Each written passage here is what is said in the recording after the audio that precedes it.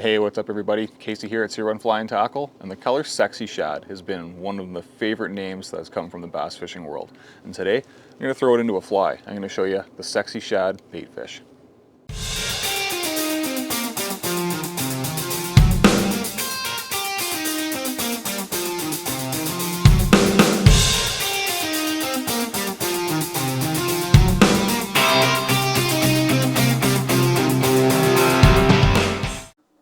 Alright, so for this little bait fish that I like to fish for coho off the beach, I've taken an Ahrex NS172. That's a curved Gammarus hook and a size 8. Now they call this a curved Gammarus hook. You're not limited to only tying shrimp on this hook. It's a very good hook for tying shrimp on, especially the smaller sizes for our freshwater applications. This is also a really cool hook for tying baitfish patterns, as well as being like a lead hook on game changers. So pretty versatile and but also unique looking. It's an interesting one. Works very well. For thread, I'm going to use some uni thread. I'm going to use 6/0 in the color white. If you like UTC 140 is what I'd be looking for. Again, in white or fluorescent white. And we're just going to attach our thread onto the shank. And just lay down a little bit to work on. We're not going to go far down the shank on this thing. So first thing I'm going to tie in is just going to be some white EP fibers, Game Changer blend. There is a little bit of UV sort of flash in this material. It's almost like an angel hair that's mixed in. It's quite nice. It's a very nice synthetic product. Been around forever, but great for bait fishing and that sort of thing.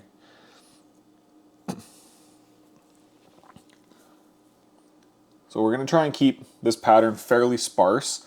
I find that less is quite often more when we're fishing for a lot of these estuary or beach coho. So we don't want to get too incredibly bulky. We're going to be removing some material in here, so I'm going to kind of tie this in and fold it back over. And then we'll do a bunch of trimming and sculpting and sort of get it into the profile that we like. A little pinch of the white there. I'm going to fold that back. And why I like to fold it back, I'll show you before I do it. If I cut it off right there, I'll get little short butts that'll encroach on the eye, and then once we glue the eyes on at the end and everything, this is just way cleaner and way easier, in my opinion. Tie it however you like. There's no rules in fly tying. So we'll secure that white down in place. Next, again, I'm going to grab some EP fibers and the Game Changer blend, and that is electric chartreuse.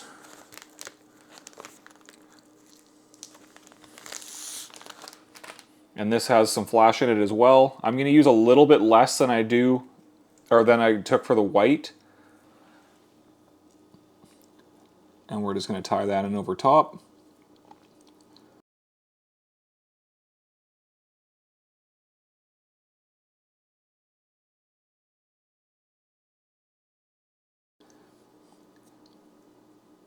I like to fish a lot of chartreuse for coho in both saltwater and freshwater applications. I find that it's a very, very effective color for those fish. We got a little bit of the chartreuse in there. And then for a little bit of an accent, again in the Game Changer blend in the EP fibers, I've taken this is just called this color is called Mackerel, and I'm just going to use that just as a little bit of an accent on the top there. We're just going to take a real small clump, and you know what? I'm even going to take some of that out. I want to leave the flashy bits in there.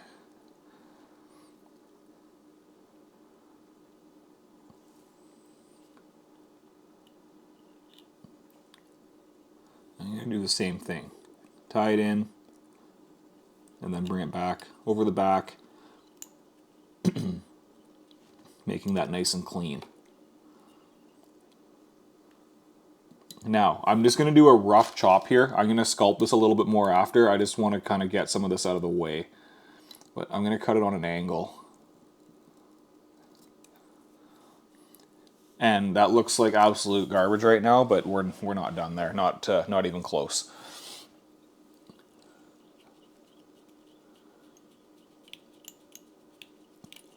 I'm just going to build up a bit of a thread head here.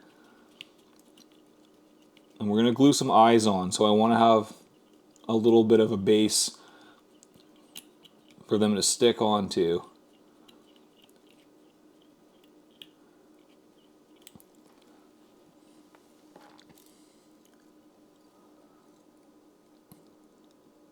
And we're going to glue the absolute snot out of this so I don't worry about too many whip finishes. Next, I'm going to take one of my other favorite colors, some fluorescent orange fly eyes from Hareline. These are going to be the 1/8 or 3mm size. And we're going to stick one of those on either side of that thread head.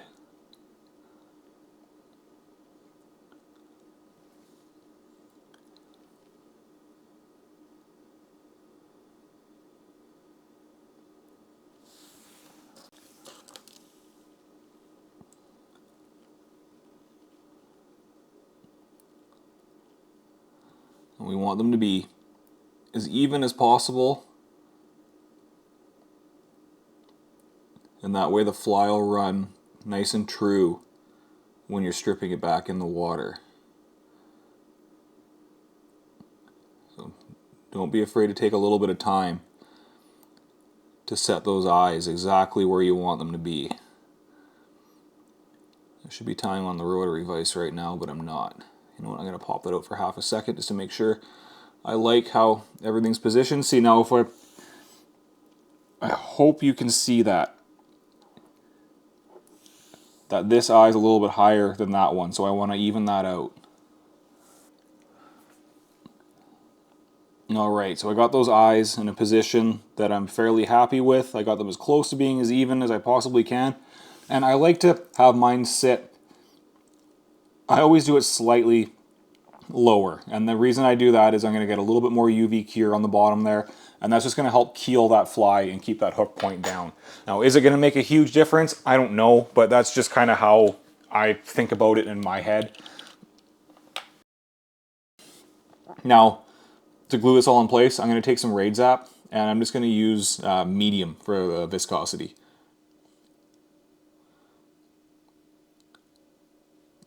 It's thick enough, it doesn't end up going all over the place on me, but it doesn't build up a wicked crazy head right off the bat.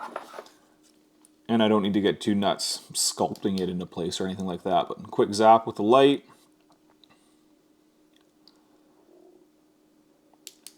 I'll hit it harder at the end there to really set everything up. I should definitely be using a rotary vise for this.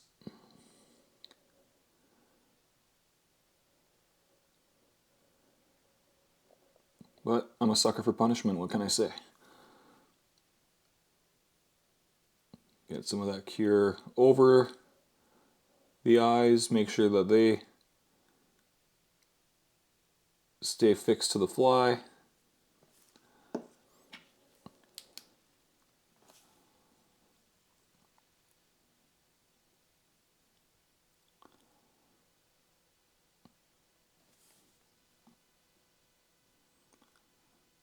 Try not to jam that light in the point of the hook like I just did there, because you don't want to dull your brand new hook.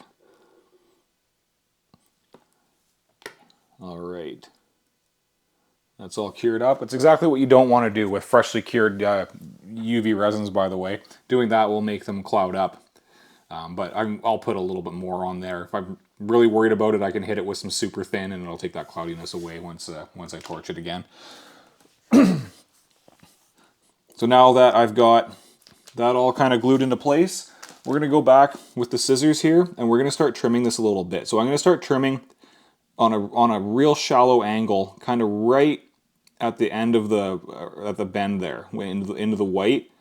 And we're just going to slowly kind of cut a little bit as we bring the scissors forward, and we're going to create a bit of a taper by doing that. Sure, I can cut it off square. It's not going to look like anything in the water. It's going to look so unnatural. Not that you see a lot of Chartreuse little baitfish swimming around out there, but we want to have the general profile of what's actually out in the water there that these things are feeding on. The colors are just to grab their attention.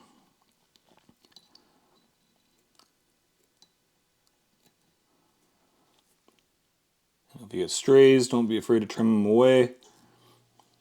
But we're starting to get into the realm of what we want there.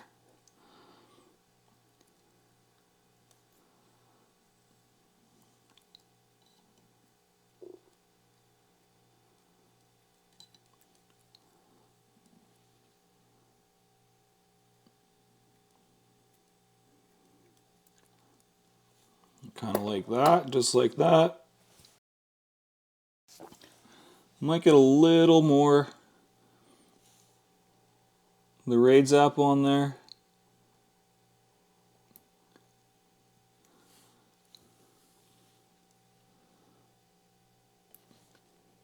I feel like I missed out just behind that eye a little bit. There.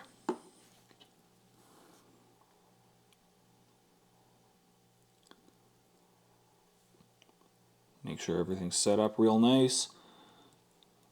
And we didn't plug the eye of the hook either, which is a real bonus.